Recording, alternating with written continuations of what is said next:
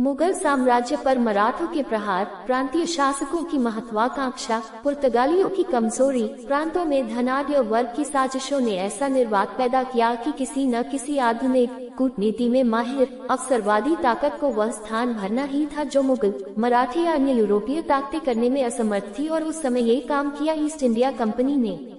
अंग्रेजों द्वारा हिंदुस्तान में पैर जमाने की एक लंबी यात्रा को निम्न बिंदुओं से समझा जा सकता है। यूरोपियन ताकतों को पहले निपटना। अंग्रेजों के आने से पहले पुर्तगाली व डचों ने अपने पांव हिंदुस्तान में गड़ा लिए थे, पर वे मजबूत मुगल ताकत की उपस्थिति के कारण राजनीतिक शक्ति हथियाने में कामयाब नहीं हो सकते थे। पुर्तगाली ज्यादातर ईसाईकरण में व्यस्त रहे, वही डच इंडोनेशिया के मसाला व्यापार में। पर अंग्रेजों ने धार्मिक की सुदूर दक्षिण पूर्व के मसाला व्यापार में ज्यादा न पड़ते हुए हिंदुस्तान पर फोकस रखा। ईस्ट इंडिया कंपनी के व्यापारियों ने अपना ध्यान व्यापार हथियाने व मुगलों को ज्यादा मुनाफा देने वाली कंपनी बनने में दिया। 1634 में पुर्तगालियों से संधि ने उनके पहले यूरोपियन प्रतिद्वंदी को गेम से बाहर किया और अंग्रेजों के पांव हिंदुस्तान में स्थापित किए। इसके बाद कर्नाटक युद्ध, जो कभी ऑस्ट्रिया तो कभी हिंदुस्तानी राजाओं के उत्तराधिकार को लेकर लड़े गए, में फ्रांसीसी कंपनी व बंदीवाश में डचों को हराकर अपने यूरोपियन प्रतिद्वंदी को खत्म किया। इस प्रकार अंग्रेजों ने योग्यतम की उत्तरजीविता के सिद्धांत को पूरी तरह सार्थक साबित किया व अपने प्रतिद्वंदियों से हमेशा आगे रहे। मुगलों के पतन का इंतजार। जिस जागीरदारी व्यवस्था ने मुगल साम्राज्य को स्थायित्व प्रदान किया, वही जागीरदारी संकट उन्हें ले भी बैठा। औरंगजेब की दक्षिण नीति व मराठों व पेशवाओं का जवाब मुगलों की ताबूत में अंतिम कील साबित हुआ। प्रांतीय शासक अब इतने मजबूत हुए कि मुगलों की जड़ें ही खोदने लगे व मराठों ने तो मुगल साम्राज्य को आर्थिक, राजनीतिक तौर पर बुरी तरह तबाह कर दिया। पर अंग्रेजों ने कोई जल्दी नहीं की। अंग्रेजों ने कभी भी मुगलों से सीधी टक्कर नहीं ली। वह जब आंतरिक समस्याओं से मुगल छिन्न विच्छिन्न हो गए तो अंत में अंग्रेजों ने 1857 की क्रांति के बाद मुगल साम्राज्य को औपचारिक तौर पर समाप्त कर दिया। फैक्ट्री सिस्टम से साम्राज्य तक। जब जहांगीर के समय विलियम हॉकिंस हिंदुस्तान आया तो उसे ज्यादा सफलता नहीं मिली। उसे 400 का मनसब प्रदान किया गया व सूरत में व्यापारिक कोठी स्थापना करने का अवसर।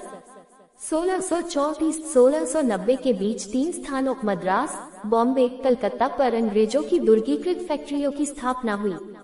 1639 में लंदन व सूरत से मिलने वाले सभी आज्ञाओं को नजरअंदाज कर अपने पैसों से मद्रास में सेंट जॉर्ज फोर्ट की स्थापना की, जिसे बाद में लंदन की मूक सहमति भी मिल गई।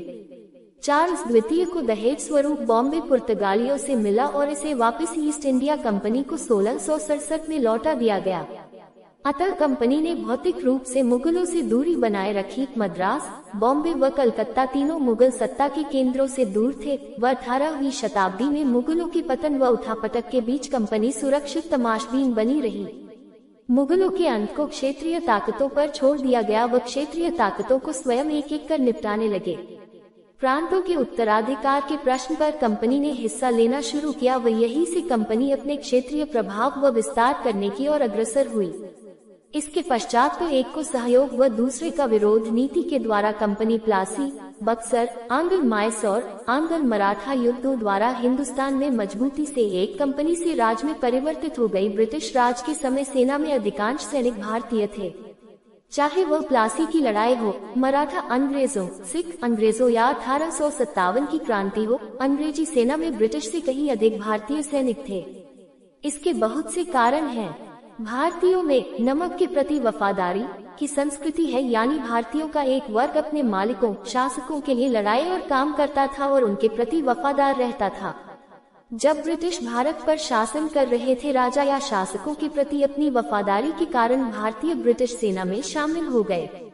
यहाँ तक कि स्थानीय भारतीयों, हिंदुओं और मुसलमानों ने भी अकबर के बाद मुगल सेना में भी बड़े पैमाने पर शामिल हुए।